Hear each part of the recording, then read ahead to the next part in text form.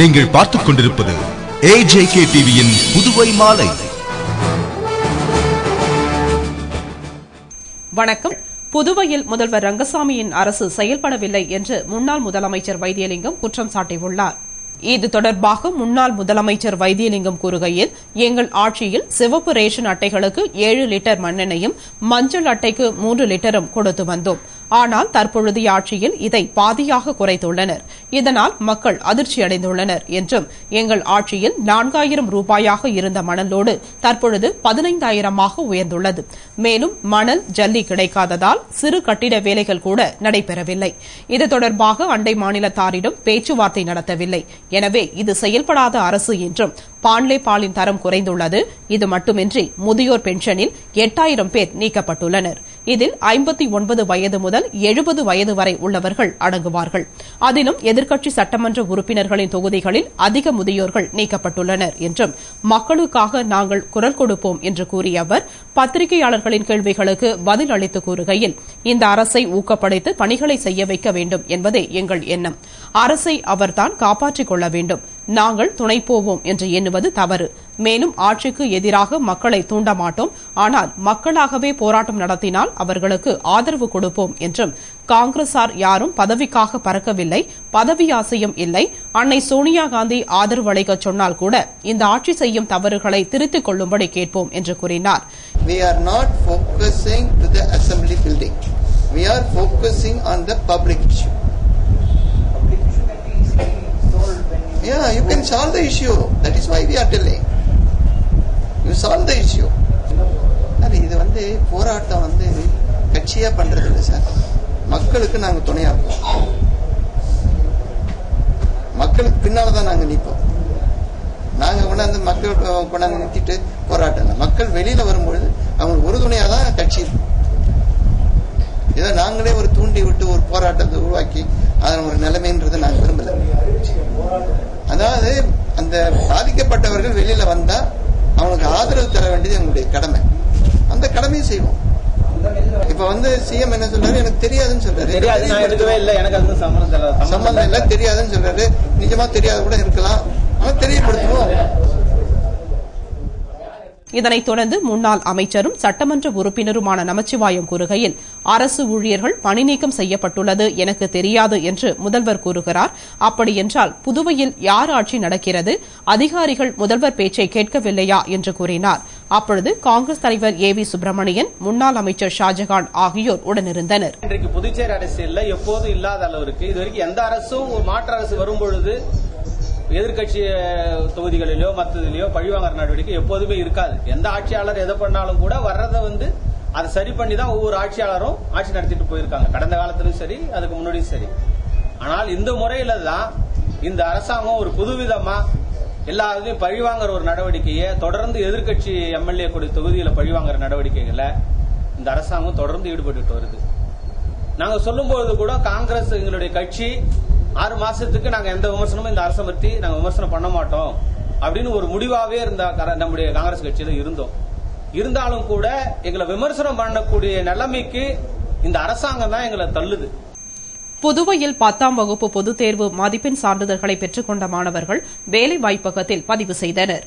புதுவையில் கடந்த மார்ச் மாதம் 10ஆம் வகுப்பு பொதுத் தேர்வு எழுதிய மாணவர்களுக்கு அவரவர்கள் பயின்ற பள்ளியில் மதிப்பெண் சான்றிதழ் வழங்கப்பட்டது. அதனை பெற்றுக்கொண்ட மாணவ மாணவியர்கள் சான்றிதழை வேலைவாய்ப்பகத்தில் பதிவு செய்வதற்காக வழுதாவூர் சாலையில் உள்ள வேலைவாய்ப்பு அலுவலகத்திற்கு திரண்டனர். அங்கு மாணவர்களுக்கு என்று 6 சிறப்பு கவுண்டர்கள் அமைக்கப்பட்டு அதன் மூலம் ஊழியர்கள் சான்றிதழை பதிவு செய்தனர். மேலும் கடும் வெயிலாக இருந்ததால் மாணவ மாணவிகள் வசதிக்காக சிறப்பு பந்தல் வசதி அமைக்கப்பட்டுள்ளது மற்றும் குடிநீர் வசதியும் செய்யப்பட்டிருந்தது. இது மட்டுமின்றி போக்குவரத்து நெரிசலை தடுக்க வாகனங்களை நிறுத்துவதற்கு தனியாக இடம் ஒதுக்கப்பட்டுள்ளது.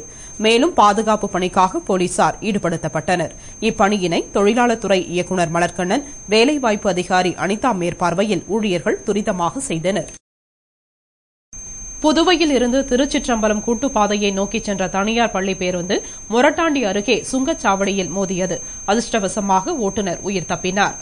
புதுவையில் இருந்து திருச்சிற்றம்பலம் கூட்டுப்பாதைக்கு தனியார் பள்ளி பேருந்து சென்று கொண்டிருந்த பொழுது எதிர்பாராத விதமாக ஓட்டுநரின் கட்டுப்பாட்டை இழந்த பேருந்து மொரட்டாண்டியில் உள்ள சுங்கச்சாவடியில் மோதியது. இதில் சுங்கச்சாவடியில் உள்ள ஒரு கண்ணாடி அறை நொறுங்கி சேதமானது. அதிர்ஷ்டவசமாக ஓட்டுநர் லேசான காயத்துடன் உயிர் தப்பினார். தகவல் அறிந்த சம்பவ இடத்திற்கு வந்த ஆரோவில் போலீசார் விபத்து குறித்து வழக்கு பதிவு செய்து விசாரணை நடத்தி வருகின்றனர். குற்றவாளிகளுடன் போலீசார் நெருங்கி பழகக்கூடாது என்று போலீசாருக்கு டிஐஜி சுக்லா அறிவுரை வழங்கினார். புதுவையில் தொடர் கொள்ளை, கொலை, குண்டுவெடிப்பு சம்பவங்கள் நடந்து வருவதை முன்னிட்டு அனைத்து காவல் நிலையங்களிலும் டிஐஜி சுக்லா ஆய்வு நடத்தி போலீசாருக்கு அறிவுரை வழங்கி வருகிறார். அதன்படி ரெட்டியார்பாளையம் காவல் நிலையத்தில் ஆய்வு செய்த அவர் போலீசாரிடம் பேசுகையில் துப்பாக்கிகளை எப்பொழுது பயன்படுத்த வேண்டும் என்றும் ஒரு சில வீடுகளில் 5 லட்சத்திற்கும் மேல் பணம் வைத்துள்ளனர். இதனை அறிந்த கொள்ளையர்கள் அதனை கொள்ளையடித்து செல்கின்றனர். இதுபோல் புதுவையில் 500க்கும் மேல் குற்றவாளிகள் உள்ளனர். எனவே குற்ற வழக்குகளில் ஈடுபட்டுள்ள அனைத்து குற்றவாளிகளையும் போலீசார் கண்காணிக்க வேண்டும் மற்றும் காவல் நிலையங்களுக்கு வரும் பொதுமக்கள் வயதானவர்களிடம் மரியாதையுடன் நடந்து கொள்ள வேண்டும். சட்டத்தை தவறாக பயன்படுத்தக்கூடாது என்றும் மது அருந்துதல், சிகரெட் பிடித்தல் போன்ற தீய பழக்கங்களை விட்டுவிட வேண்டும். குற்றவாளிகளுடன் போலீசார் நெருங்கி பழகக்கூடாது என்ற அறிவுரை வழங்கி பேசினார். அப்பொழுது இன்ஸ்பெக்டர், சப் இன்ஸ்பெக்டர்கள் மற்றும் போலீசார் உடனிருந்தனர். புதுவை பிள்ளைச்சாவடி ஸ்ரீ சீரடி சாய்பாபா சமுதாய பிரார்த்தனை மண்டபத்தில் 9ஆம் ஆண்டு கும்பாபிஷேக தின விழா மற்றும் 108 கலசாபிஷேக விழா நடைபெற்றது. புதுவை பிள்ளைச்சாவடி சீரடி சாய் நகரில் உள்ள ஸ்ரீ சீரடி சாய்பாபா சமுதாய பிரார்த்தனை மண்டபத்தில் 9ஆம் ஆண்டு மகா கும்பாபிஷேக தின விழா மற்றும் 108 கலசாபிஷேக விழா நடைபெற்றது. இதனை முன்னிட்டு கோவிலில் முன்னதாக பூர்வாங்க பூஜை, விக்னேஸ்வர பூஜை, 108 கலச பூஜை நடைபெற்றது. பின்னர் சாய்பாபாவுக்கு அபிஷேக ஆராதனை நடைபெற்றது. பின்னர் கலச புறப்பாடும், அதனைத் தொடர்ந்து 108 கலச சிறப்பு அபிஷேகமும் நடைபெற்றது. இதில் திரளான பக்தர்கள் கலந்து கொண்டு தரிசனம் செய்தனர். விழாவிற்கான ஏற்பாடுகளை ஸ்ரீ சீரடி சாய்பாபா அறக்கட்டளை நிர்வாகிகள் மற்றும் உறுப்பினர்கள் செய்திருந்தனர். புதுவை பிள்ளையார்குப்பம் அரசு உயர்நிலைப் பள்ளியில் 10ஆம் வகுப்பு பொதுத் தேர்வில் 100% தேர்ச்சி பெற்றதை முன்னிட்டு நடைபெற்ற பாராட்டு விழாவில் சட்டமன்ற உறுப்பினர் கார்த்திகேயன் கலந்து கொண்டு பரிசுகள் வழங்கி பாராட்டினார். புதுவை பிள்ளையார்குப்பம் அரசு உயர்நிலைப் பள்ளியில் 10ஆம் வகுப்பு பொதுத் தேர்வில் 100% தேர்ச்சி பெற்றதை முன்னிட்டு பாராட்டு விழா நடைபெற்றது. விழாவிற்கு தலைமை ஆசிரியர் நிலை 2 வீரராகவன் வரவேற்று பேசிட சட்டமன்ற உறுப்பினர் கார்த்திகேயன் சிறப்பு விருந்தினராக கலந்து கொண்டு விழாவிற்கு தலைமை தாங்கி பள்ளியில் முதல் 3 இடத்தை பிடித்த மாணவர்களுக்கு பரிசுகள் வழங்கினார் மற்றும் வெற்றிக்கு காரணமான ஆசிரியர்களை பாராட்டி கௌரவித்தார்.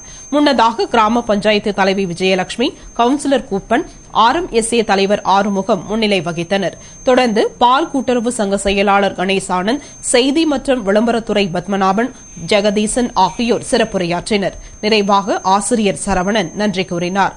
விழாவில் திரளான மாணவ மாணவியர்கள் கலந்து கொண்டனர். இத்துடன் செய்திகள் நிறைவடைந்தன. வணக்கம்.